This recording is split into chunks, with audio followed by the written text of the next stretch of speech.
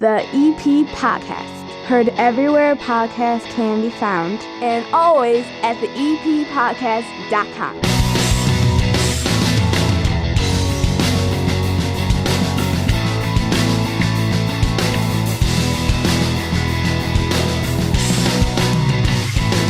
The new Pope is from the South Side and he's a White Sox fan.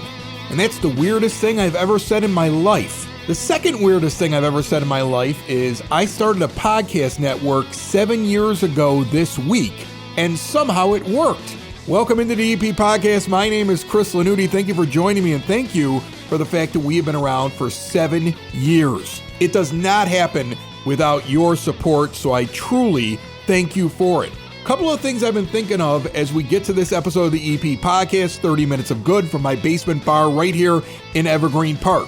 The first thing is, I know last fall I brought this up.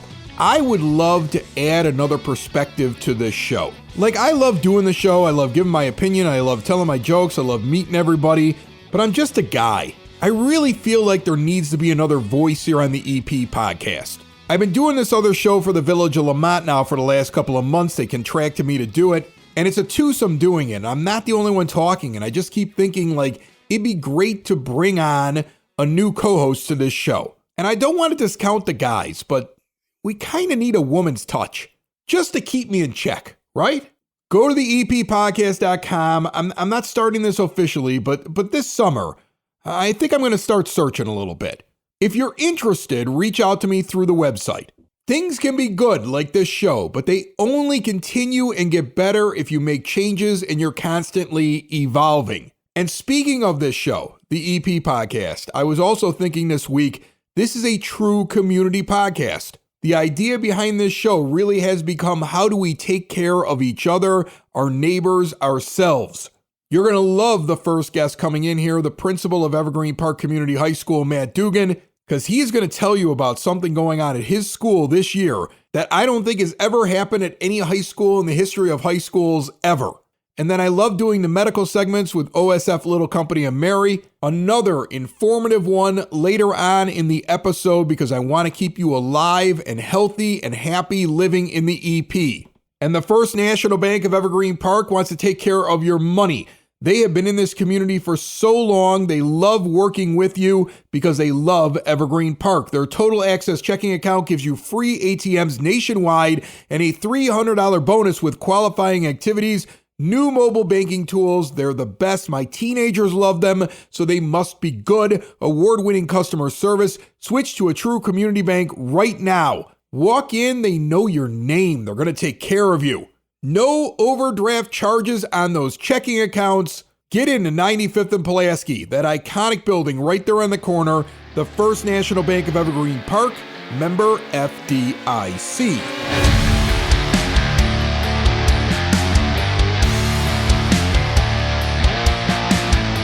Sitting down here at the 9-foot homemade oak bar. He's been here before. He is the proud principal of Evergreen Park Community High School, Matt Dugan. How are you? Excellent. Thanks for having me on. And yeah, very, very proud principal of Evergreen Park High School. If this makes it onto the YouTube channel, there is a glow behind him.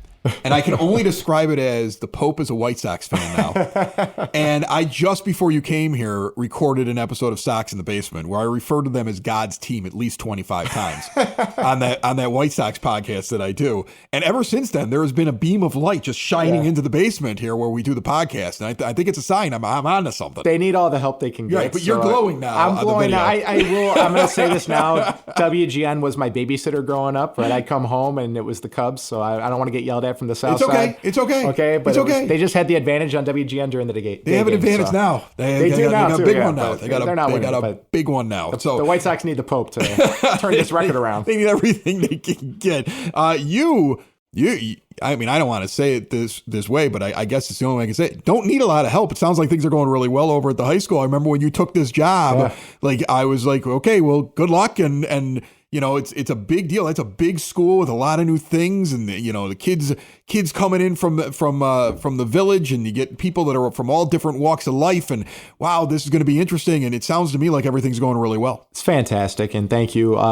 Couldn't be going better. And I think after we're just about done here with year 2, I've said to every parent and every staff member I met, I said, I'm going to stay here until I retire. So I got another 20 years. There you go. But just loving it. And I mentioned to you before we got on the show, we went an entire school year without even having a fight. That's amazing to me. I was waiting to bring it up myself, but I'm glad you led with that. This is a high school. How many kids you got in high school? 920-ish. 920 kids between the ages of essentially 14 to 18 years old going through some of the most confusing times in their life. Yeah. And walking through hallways where somebody could be having a bad day and bump into everybody. That is astounding to me. No fights. And you were telling me no fights in the school, no fights outside the school, no fights with somebody on the way to school. Yeah. No fights in Evergreen Park Community High School for an entire school year. You only have a week left. I don't think I've ever had I'm really this before. nervous that like a brawl breaks out. I know, but I think again, I've said it enough and people are yelling at me saying, hey, you're going to jinx it. And I just said again to our students, I've acknowledged this to them and championed them and just said like how incredible it was to go through an entire school year. Yes, while going through your teenage developing years and all the drama that goes on social media and all the other things, I'm very, very proud of our students and also our support team, our 3 counselors, Tom, Veronica, and Eileen, our social workers, Jessica and Tom, and then Mr. McCarthy, our assistant principal who oversees our dean's office of Darian, Sarah, and Matt. They have all done an amazing job working with students when there is drama that arises, right? So let's not pretend that like there isn't boyfriend-girlfriend drama or drama behind the scenes with sports and clubs, but they've just done an incredible job working with students, doing mediations, and the students themselves have done an incredible job, and the parents who've bought in and worked with us and helped us with their child and prevented those things from happening, because you never want to see those things happen. You're aware that they do happen. So it's a pretty incredible school year. And it's very, very proud of them. Very proud of them. It's astounding to me because, I went to school in the 90s and I went to Brother Rice. So it was all boys, right? Yeah. I had at least 2 fights that I was in the school. Yeah. And I'm not even a fighter. I'm like 5'10" and I wear glasses. Are you kidding me? Like I'm not looking to brawl. Yeah. Like I'm not. They were both self-defense moments for me where it was like, oh, I'm gonna get my butt kicked if I don't start swinging back. Like, I mean, so to me, I'm astounded by an entire school with just under 1,000 kids and you're able to keep the peace. How do you do that? Is it your dean system? Is it security guards? Do you have drones flying through the building? Like, what are you doing? It's a combination of everyone. I think it, again, is a combination of the students working with us and buying into what we're asking them to do, which is come talk to us before anything happens. And they're saying like, hey, I got some conflicts with someone. Can we talk? Can we sit down and talk? And truly, I think the kids having gone to school with each other since typically 6th grade has also helped, right? They know each other. They're friends with each other. They might not always be best friends with each other, but they do want to get along and they want the school to be a better place. So since I've gotten there, the students have continuously made ways to improve the school. And that's something I've always said. I think I said it on day one, like listening to the students and having them make the school a better place in their vision. And they've done that with simple things such as senior sunrise, or next week we have senior sunset where they get to go out and watch movies and have fun and eat food, to other things where they make recommendations about the food, the line, the service, all those things. The students are leading the change for our school, and I just get to help facilitate that process, which is pretty great. That's awesome. And you know what? At that age, they want to feel that way. They want to feel like they have some kind of control. I mean, I've got 2 teenagers, and that's a thing where like if you kind of tell them like, oh, you get to make choices, or like I get to be an adult, like that makes them excited. It's their school, it's their town, it's their community. So again, I want them to have ownership in that, and they've done just an amazing job making our school a better place, and I can't thank them enough for everything they're doing. That's awesome. All right, so year in review. I mean, we're sitting here in May. I mean, it sounds like it was a good year because you didn't have any fights, but you had to have a lot of other things that happened this year that stand out to you. Like what are the things that stand out the most to you over this school year? Again, I think it's just another successful school year athletically in the fall and the winter and the spring. Baseball and softball are doing well right now. Our girls soccer team is killing it. Track is doing well, boys and girls track. Activities wise, Ken Kazin just finished his career. He had his last concert this week. 38 years, just done an amazing job for everything. Can't thank him enough for everything he's done for our school. Interesting guy. He was down here a month or so ago. Can't thank him enough for everything he's done for the school and the community. So pretty cool part was 38 years ago when he first started, there was a piece commissioned for Central 124. And it was the last time a musical piece was commissioned for Evergreen Park, one of the schools. And in his last year, Willie Owens, one of his friends from college, who is now a composer that puts music together, composed a piece for Ken's last concert. So the first time it was ever played publicly was actually at his last concert. The title of the piece is Evergreen. Oh, that's awesome. Fittingly. So just a wonderful piece of music and a really nice send-off for Ken and those senior students that had dedicated 4 years of their time to the choir and to the band. Ken didn't want to steal the spotlight, so of course he gave the kids a shout out because that's who he is. But after 38 years, to see his love and passion for what he does, our students, and music, and still to teach, Ken's irreplaceable. And we have a wonderful band director coming in, Colin Curlatolo, who's going to do a great job. I think he's excited and itching to get going here.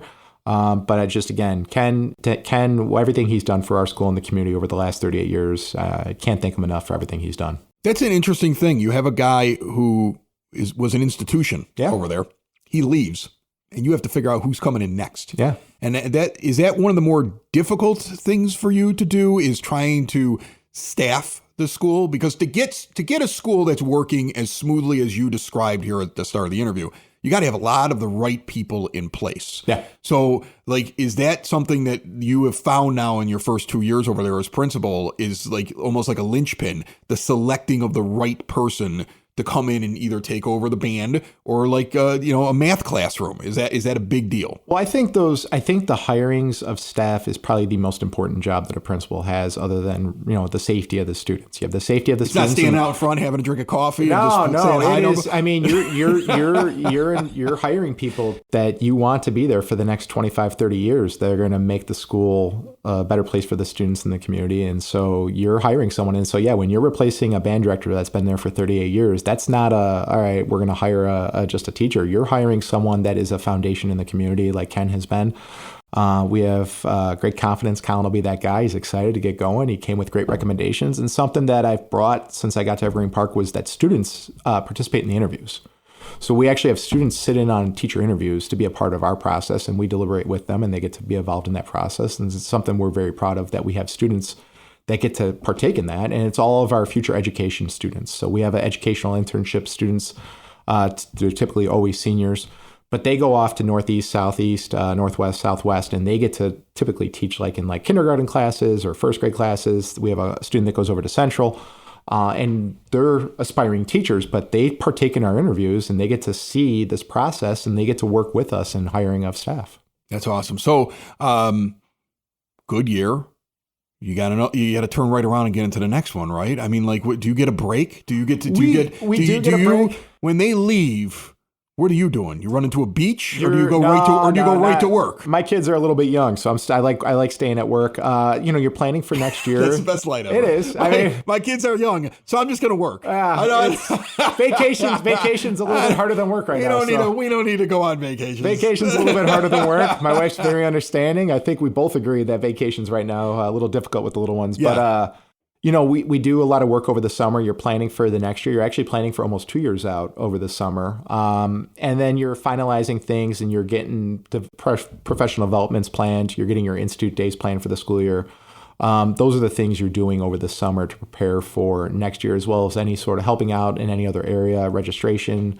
So there's a lot of work that gets done over the summer, and it sounds weird because it's there's no kids, but that's when a lot of the work gets done, because you're not working with student issues, you're working with building a facility and then planning for the future issues. So you're getting a lot of that stuff done. And then, sometimes hirings come up late, people get other job opportunities, and so then you have to do some hirings over the summer. We actually recently just hired our basketball coach. Our new basketball coach just got hired, so we're looking forward to seeing what Mike will do. Mike Lennon will do for our school and our community, and we're excited to see him take our basketball program to the next level. Yeah, how much does that matter to a school? I've always been curious about that. You got your two big sports, your football and your basketball. Those are the ones that'll end up in the paper. Yeah. If you do well, you actually get good press. Yeah. You do well, you get a buzz. You do well, it might actually help with the amount of kids that are on the fence. Do I want to go to my local public high school or go someplace else? May gravitate towards the high school. So is that still a really important thing to be good, especially in the major sports? I think we want to be good in everything, right? That's the goal. I think it's you want to be good in your major sports, but you want to be good, like I said, in band, music, theater. Because really the goal of the school is to put the students in position to be successful in whatever they want to be in for the next steps of their life. So it would be a disservice to any student to just say, oh, okay, we have an average whatever teacher or club sponsor. That's not acceptable. It really is. We want our students to have an outstanding experience. We want exceptional people in every position. So really, again, every position we hire is important. But when you have those people that are foundations in the community, you really got to hit home runs. When you first sat down with me a couple years ago, one of the things you told me was that the goal that you had was that you want your students to go through 4 years there, and then you want them to be able to go on to do what they want to do, either be able to go into the profession they want to go to if it's a trade, or they're able to go to college, and if they're going to college, to be able to get as much money as possible so they could afford it. And I thought that was just a striking comment. Like, your goal was not, hey, I just want them to go through 4 years and I want things to run smoothly here so I can keep this job. Your goal was like, how do I get all these kids to where they want to go and get them the money to be able to fund what they want to go and do? Because if they're excelling in school and we're giving them the right support and we're finding the scholarships and we're finding the grant money, then we can get them ahead even further. It's not about graduating. It's about going on to that next level. 2 years in, how are you doing with that? I think we're actually doing better than I anticipated. We've increased the number of advanced placement classes from last year to this year and even into next year. We're increasing our trades offerings. So we currently have welding and wood shop. Next year, we're going to have HVAC. We have our construction internships. We have students on job sites now, interning with companies, getting that field experience before they go off after high school to see, hey, is this something I want to do? We're going to be working hopefully with the Evergreen Park Fire Department for a fire department internship. So our students will be almost like the cadet program, bringing it back while getting EMT certified through Moraine Valley. So again, everything is going 100% in the right direction as far as the things we want to do. And we have advanced placement testing this week. So we're going to see some 3, 4s, and 5s. And hopefully those students, get all that college credit. So they're going into college as sophomores or with less college expenses without even having a scholarship. And then we've increased the scholarship offerings. So again, it's just a full effort push to help all of our students in the next step, whatever they may be. Yeah, one of the things I'm going to tell you, those AP classes, I got a kid right now that is about to finish her first year down at the University of Illinois.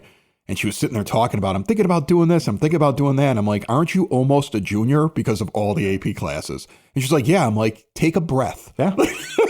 Yeah, it's such an advantage to them. They get there and it's such an advantage if they have those credit hours. I'm like, you don't need to kill yourself because you're ahead of the game right now. You have those credit hours and then you're also preparing. And it's one of those things I talk to a student, and if they don't get a 3, 4, or 5, you don't get the credit, right? If you get a 2, you're not getting credit. 1.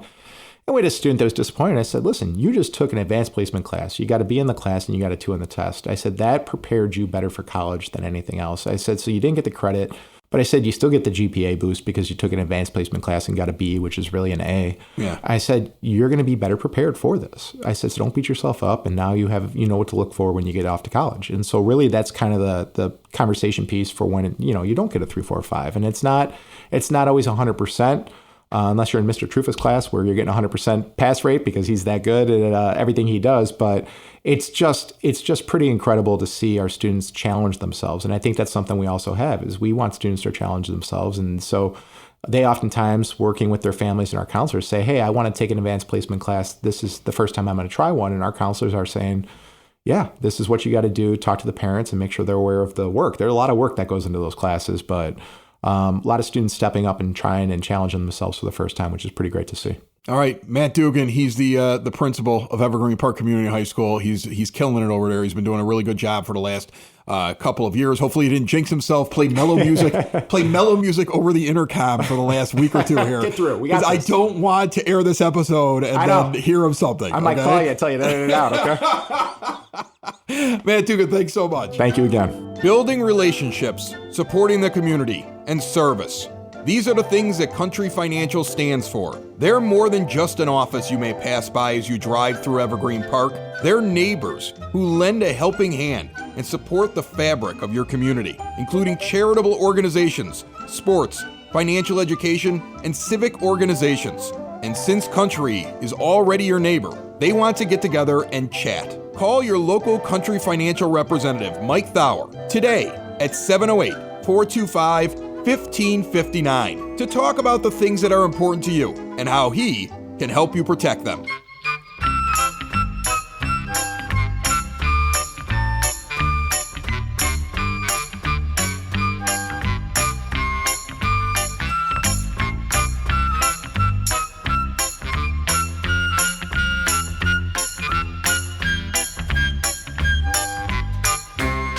Next week on the EP podcast, we are going to hang out with the Evergreen Park Police Department's drone unit.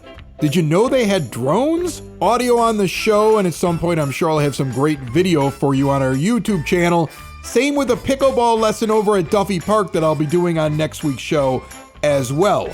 It is now time for your EP Podcast Word on the Street, brought to you by Spoken Vine, Wine Bar and Bottle Shop, northeast corner of 95th and Kedzie. Incredible small plates, a wide array of wines. They're constantly bringing in new things for you to try and keeping some familiar favorites that people love over there. Great for date night, a night out with your friends, 21 and over establishment. See everything they have to offer at SpokenVineWines.com. The 17th Annual Children's Health Fair at the Evergreen Park Firehouse at 9000 South Kedzie will take place on Wednesday, May 28th from 3:30 to 6:30 p.m. Free height, weight, BMI, and health screenings. Meet OSF Healthcare, Little Company of Mary Medical Center providers, healthy fun activities, and so much more. A free event open to kids of all ages, parents, and their families. Join the Evergreen Park Public Works Department for an update on all the latest projects happening in the village. Tuesday, May 20th at 6 p.m., including street paving and lead service line replacement. We've covered all that on the EP Podcast. It's on demand, so you can also go back and look up those shows at the EPPodcast.com. A representative from NICOR will also be on hand to provide their project update. And the Evergreen Park Community Garage Sale Days will take place on June 7th and 8th. There are no permit fees if you're doing it on this weekend. You can participate on one day or both. Hours of operation from 9 a.m. to 6 p.m. And the village is going to publish a list of all the participants. Get over to evergreenpark-ill.com for more. Don't forget the farmers market is every Thursday. And you can go to the village website for all of the summer programs from the rec department. Any questions, call them at 708-229-3373. Sitting down here at the 9-foot homemade oak bar, I have Amy Gilmartin and Nora Bader from OSF Little Company of Mary. Amy is... So I'm the stroke navigator. Navigator. I'm one of the nurses at OSF. I'm a stroke nurse as well, certified. Okay. It is National Stroke Awareness Month, and I am aware that I don't think I know enough about strokes.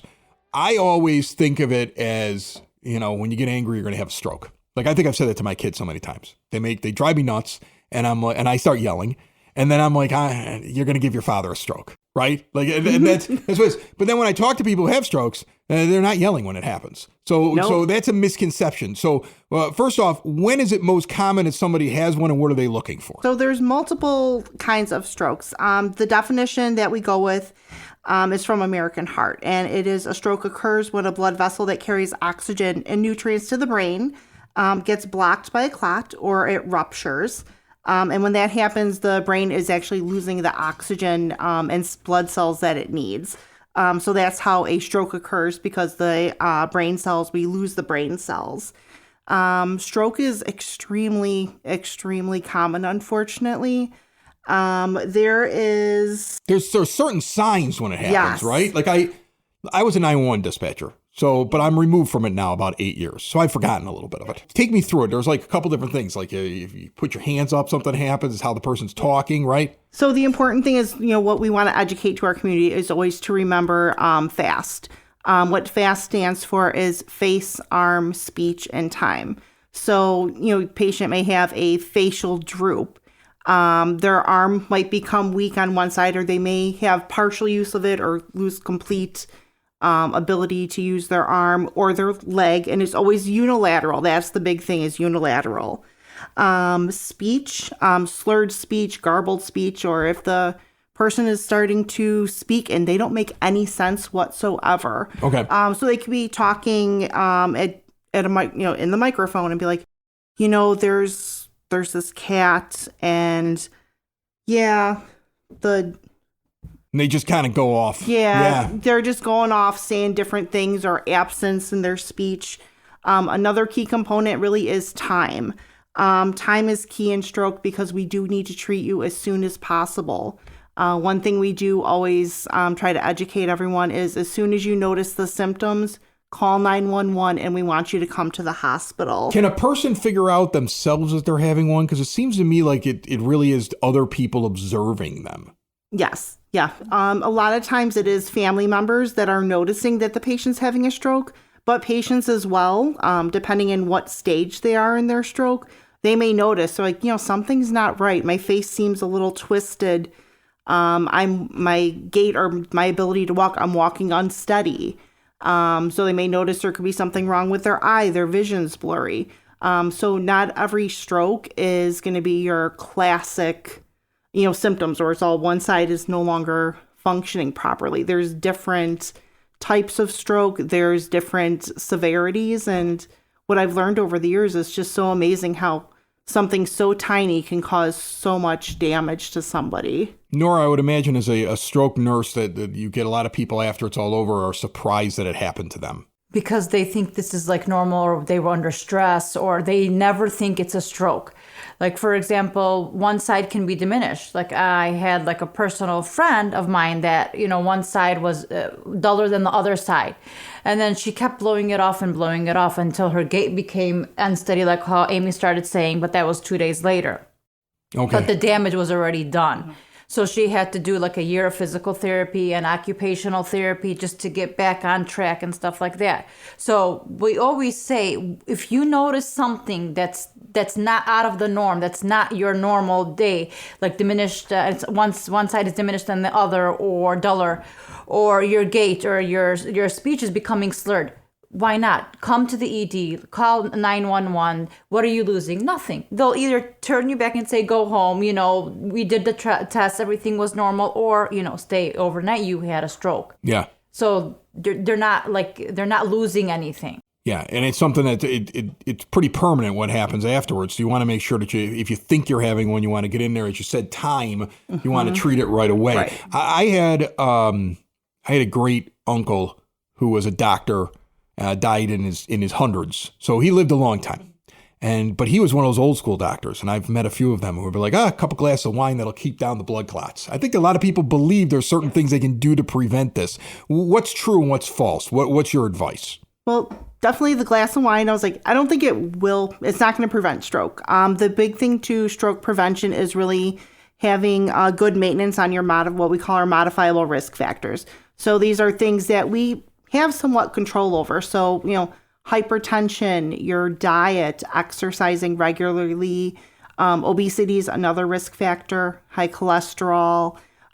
These are things that we can actually manage. Diabetes is another risk and the factor. cholesterol thing is so easy because they have so many pills now where they just give you something and it just drops it right down. Yeah. It just drops it down and almost like improves it. It's like, don't fight that. Just get the pill. Yeah. Take the pill, or even, a diet. You can really control it by diet as well. That's another way to reduce, improve your diabetes, your high blood pressure, and your cholesterol. I've dropped ultra processed foods as much as I possibly can now. That's like my big thing. I'm really into like sourdough bread because it's not as ultra processed, and like I'm trying my hardest to change what I'm eating, knowing that there's no way I could perfectly do it. Right? If I go to a ball game, I'm having a hot dog. I'm not gonna. There's no way to get away from it. Right. But like if you can get the majority of what you're consuming and get that ultra processed stuff out of there, to make such a big difference. And I'll tell you this story. A couple of years ago, I'm all stressed out. Things are not so great here, and I'm like, I'm overweight. And one of the things my doctor was like, you need to lose weight. Your blood pressure's starting to go up. Your cholesterol's starting to go up. And these are the things that will happen to you, not tomorrow, but they're going to happen to you eventually. And I really took it to heart, dropped 30 some pounds and really changed all my numbers. And I had no problem taking the pill for the cholesterol because I was like, it's beneficial to take it. And there's so many studies now like my doctor, when he gave me whatever that was, I don't even know the name of it. I'm terrible at this stuff, but I take it. He gives it to me and I take it. Okay. But he was essentially telling me like, at some point, there could be a possibility to just start giving this to people as like your vitamins. Like you get to a certain age, you should just start taking this pill because it keeps cholesterol down and prevents stroke and heart attack and things like that. So what are you guys doing this month then? Anything special happening at Little Company Mary? So we do have our stroke support group. So we meet every month actually at the Evergreen Park Library. And our next meeting is going to be on Tuesday, May 20th. And it's really every month I do have a specific topic that we go over, but I also keep it an open forum just because everybody who is attending, they're either a stroke survivor or a caregiver. And, even though they're all in different stages of recovery from stroke, they're all going through something similar, but also different. So some patients may have had a hemorrhagic stroke, so they had bleeding on their brain. Some patients who are attending may have an ischemic stroke. So they may have it where it was caused by some kind of a blood clot. But their stories somehow gel together and they're all going through something similar. So it's really nice because the stroke support groups is a community, and it's stroke survivors and caregivers really supporting each other. So I'm just kind of giving them that little, gateway to support each other. Is there a way for anybody that wants to be a part of that group or learn more? Is it best to go to the Little Company of Mary website? What would you suggest? So we can go to the Little Company of Mary website. Our marketing team, they do post the schedule with our meetings. Also on Facebook as well. We do try to utilize social media to help promote our stroke support group. And also at the library, I do make sure we have flyers there, and at our local doctor's offices, the OSF on-call centers.